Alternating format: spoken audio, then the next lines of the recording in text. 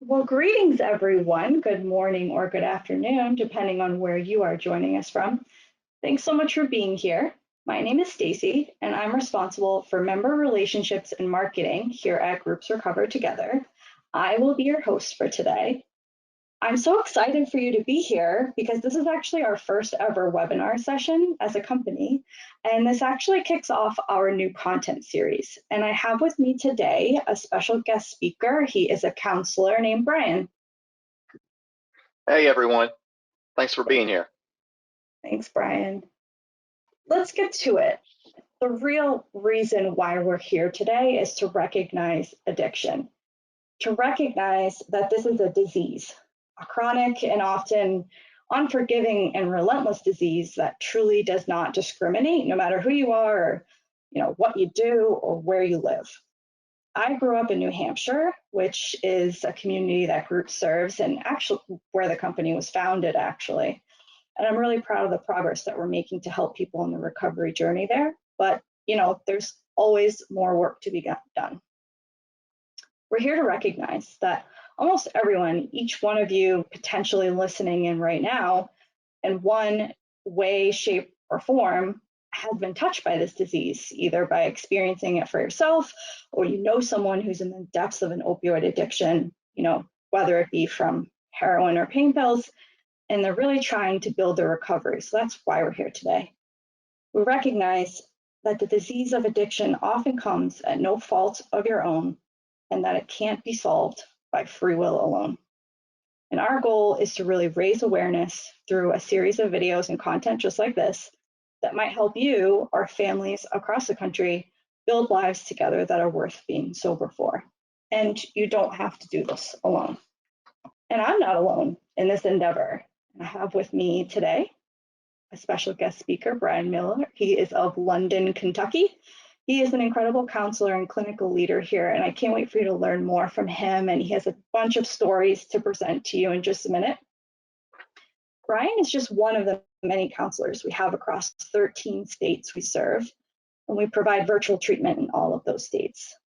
And if you get absolutely nothing out of this presentation, it's okay if you can't stay for very long. I hope you take a look at our recovery playbook, which is pictured on the right-hand side of your screen, which we're going to send this to you in an email after the event tomorrow. Some of the exercises that Brian is going to walk through today are featured in that recovery playbook, but it has a lot more to offer you. I hope that you check it out and find those exercises helpful and the stories from our members inspiring. And there's also a coloring book, so that's fun. We'll also send out a recording of this session in an email tomorrow as well. And I just want to note real quick that these exercises are meant to be used in combination with medication and group therapy. All right, that is enough for me. Let's get to know Brian. All right, Stacy, thank you so much, and thank you, listeners, for being with Stacy and myself today. My name is Brian Miller, and I'm a lifelong Kentuckian, and I have worked in the counseling field since 1996. I'm a licensed counselor specializing in mental health and in substance abuse care. I came to work at Groups Recover Together because I really have a passion for helping people, and Groups gives me the tools and the support I need to do that effectively. We provide group therapy for our members, which is just 1 hour per week. You can do it either online or in person. And Suboxone is the medication we use to curb sickness and increase focus, and access to services to support you, including applying for jobs, getting a driver's license, finding a dentist. Whatever your needs are, we're there to help with that. I really love helping people meet their goals. I'm an avid reader and writer. I love to camp, and I'm a huge 1980s rock and roll fan. Here on the screen, you can see a couple of my dogs. You see the big white husky, that's Lil, and then the little Boston Terrier, that's Millie. I'm going to show you a few of the exercises that are available in the new playbook that we've been talking about. And before we get started, I would really like to encourage you to take a few moments and grab a journal if you keep a journal, or grab a piece of paper if you don't, and just grab a pen or pencil. In my group meetings, I usually do this with my actual members. So we're going to do this together. So go ahead and grab that pen and paper. This first exercise will help you to identify if your drug use is a problem. For some people I talk to in early recovery, they aren't really sure of the signs and symptoms. For others, they are aware, but maybe they need some help coming to terms with it. So think about these questions. Number one, do you spend a lot of time thinking about the drug that you use? Or do you feel shaky when it wears off? Write yes or no as your answer. Question two, are you hiding your drug use from your family or friends, or perhaps having trouble getting along with those you interact with? Answer yes or no to that question on your sheet of paper. And then a third question. Have you tried to cut back or quit before, but you just could not do it? Write yes or no. There are a few more questions to answer according to this exercise, but the point would be, if you find yourself answering yes to any of those questions, it might well be time to think about your treatment options. This next exercise, exercise 2, that I want to present, asks you to reflect on your situation. You know, when I talk to new members in my group meetings, I often tell them, now that you have your sickness under control with Suboxone, you can begin to think beyond the immediate challenge of feeling sick all the time. In order to break free of the cycle of use and that constant survival instinct, you could start by reflecting on the areas of your life that you're most deficient in. Here on your screen is the next exercise from the playbook. And the first part of it is set up to help you get started. I usually ask, if you could have 3 wishes right now, what would they be? As you can imagine, I get a broad spectrum of answers. Anything from simple necessities like food or housing to other things that are more complex, such as improvements in relationships or getting a job. What are your 3 wishes? Write those 3 wishes down now on your sheet of paper. I'll give you a few moments to do that. Whether what you wrote down is seemingly impossible to do right now or not, I want you to know that we can help you reach those goals. It is not impossible. You are more capable than you realize, and the counselors and team members here can help you get there. The next thing I ask a new member to do is to take inventory of how they spend their day.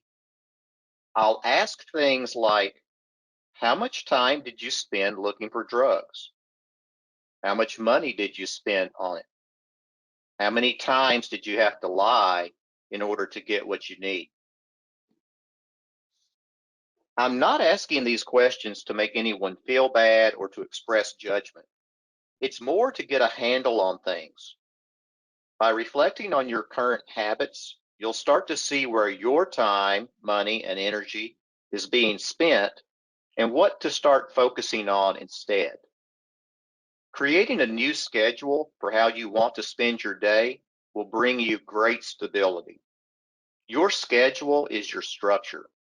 You need that structure to help support you as you continue to build your life and begin reaching for those goals that we talked about earlier.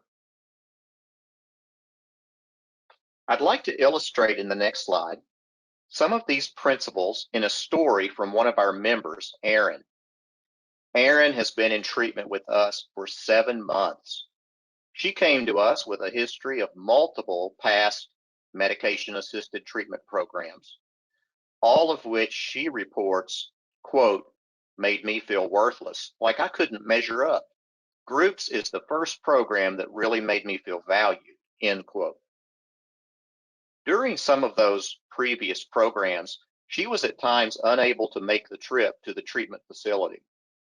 Erin says, quote, being able to do treatment over the internet with groups has been a true godsend, end quote. Through her participation in our treatment program at groups, Erin has gained self-esteem and has learned to be proactive in her recovery.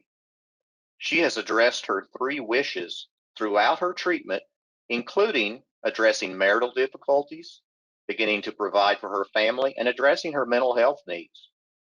She was able to learn strategies to cope with her previously untreated bipolar condition. And today, Erin helps run a family general store, and she reports, quote, there was a time I didn't think my life would ever be worth living again. But with groups, I have reached that point, and I am so thankful, end quote. Now let's move to the third and final exercise that I'll be showing you today. When you enter into recovery, writing down your schedule is crucially important. This next exercise from the playbook seeks to accomplish just that. As you can see, it's an hour-by-hour breakdown of your day. Schedules that are in your head are too easily revised. If you write down your schedule while your rational brain is in control and then follow that schedule, you will be doing what you think you should be doing instead of maybe what you feel like doing. How would you fill this in on your journal piece of paper right now? Give it a try. I'll give you a few moments.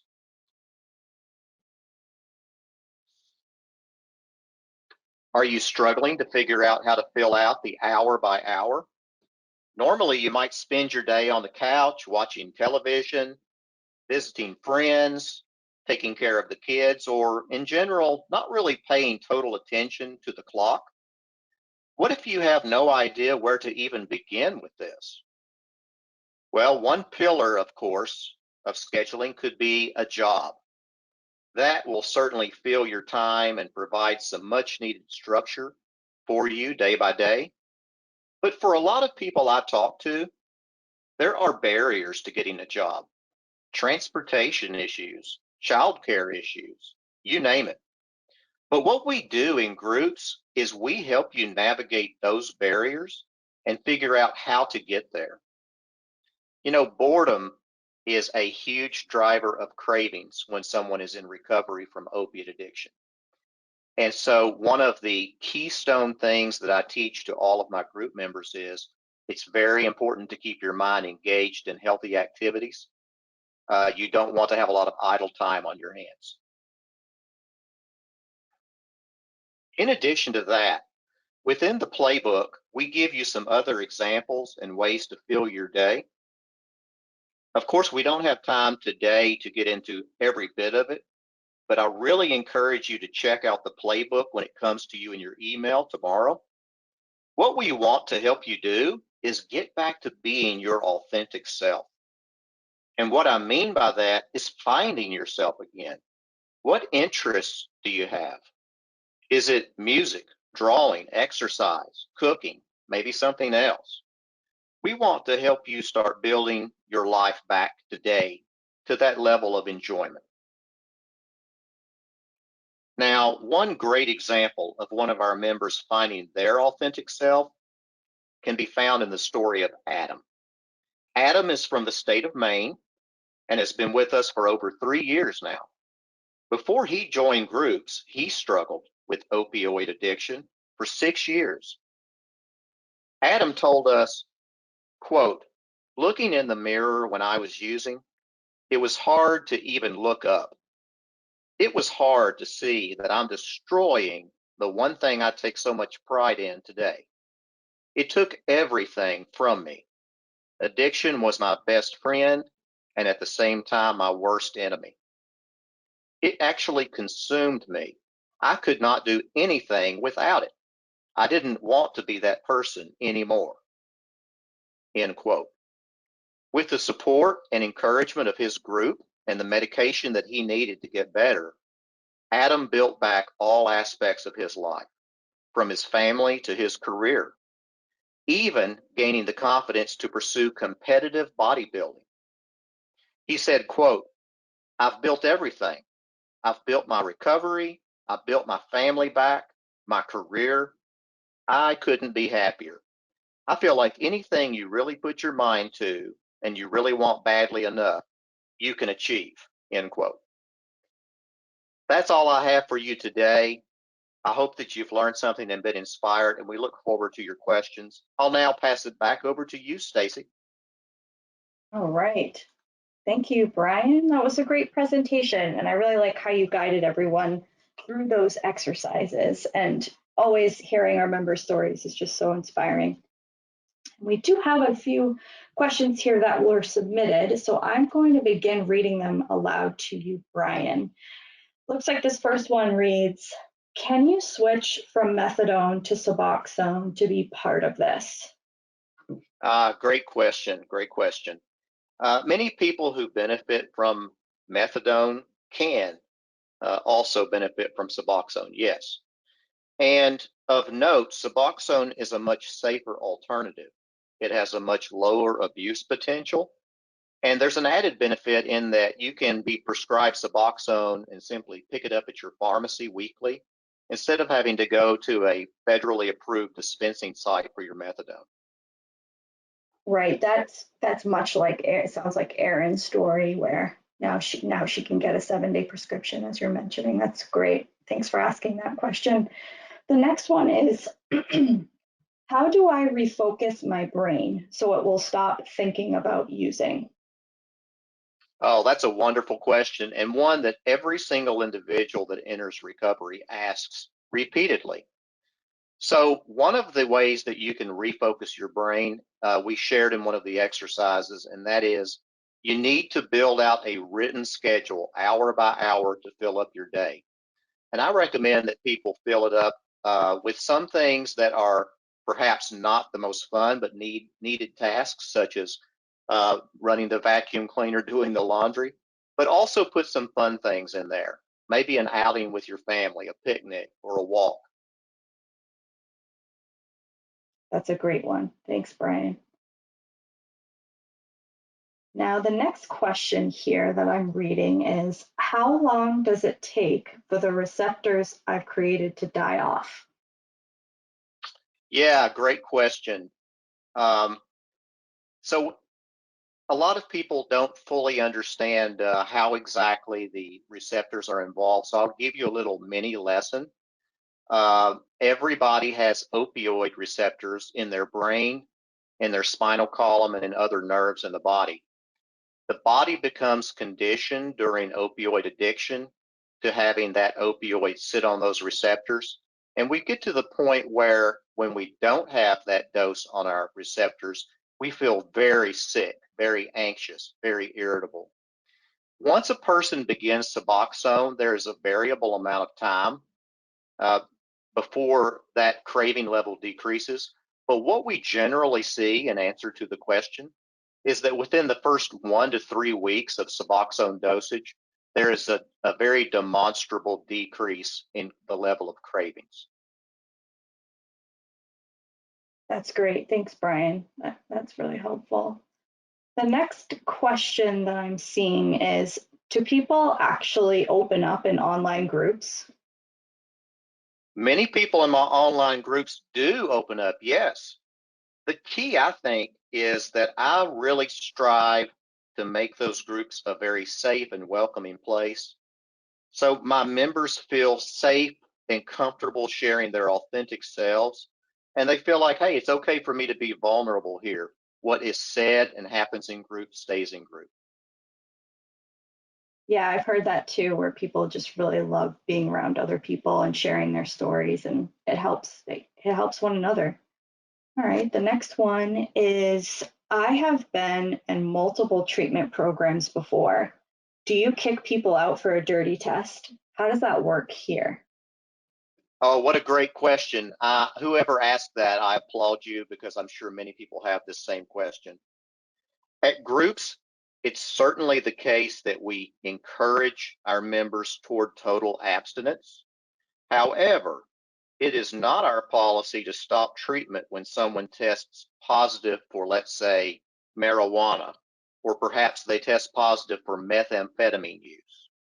Instead, what we try to do is educate our members about how that marijuana or that methamphetamine use is continuing to activate the addiction centers of their brain. In other words, it's making recovery from the original opioid problem more difficult. Great question. That was a great one.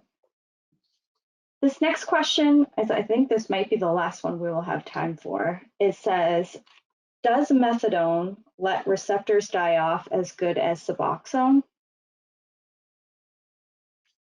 So methadone it can be a very effective drug. And so there are people that can benefit very much from methadone. However, Suboxone has a much, much lower abuse potential, and Suboxone has built into it a ceiling effect. And what that means is that beyond a certain dose of Suboxone, no more benefit is derived. And what it also means is Suboxone is not easily abused. Taking more than your prescribed dosage will not result in feelings of euphoria. As far as the efficacy and how quickly methadone versus Suboxone can bring you to a point of stability in your recovery, both are quite effective. But as I discussed earlier in the webinar, there are some barriers to getting methadone. You have to go to a federally approved treatment center and take your dose in person while you're being watched. You can't pick it up at your pharmacy. So Suboxone for many people is a more convenient, safer alternative for long-term maintenance. Got it. Thanks, Brian. All right. Based on the time we have remaining, we'll go ahead and end the question and answer segment of the webinar at this time. But that was awesome. Thank you so much to everyone who interacted there. Those were great questions. And if you had a question that we didn't have time to answer, we'll certainly reach out to you afterwards. Otherwise, for an appointment or a concern, or you have more questions, you can reach out to calling us at the number on your screen. It's 888-267-8847. Our call center is available all day and night, and even on weekends. And we do hope to hear from you if you need anything. And then just to summarize the 3 things that you learned today. First, how to identify if your drug use is a problem. Next, how to reflect on your current habits and gain structure in your life through a schedule that we went through. And then last, how to get into the recovery mindset and start taking action through these exercises. We're so glad that you came to see these exercises, but do keep in mind that they are designed to be used in combination with outpatient treatment. As Brian was kind of talking about, the combination of the medication and the group therapy can significantly contribute to your success in recovery. I just want to take a minute to thank Brian, of course, for your helpful insight, and to all of you again for taking the time today with us and joining. Have a great rest of your day, everyone, and please do fill out the survey at the end. We hope that you enjoyed the content, and if you have anything you'd like to share, please do. And as we always say at groups, please remember that you're never alone. Thanks.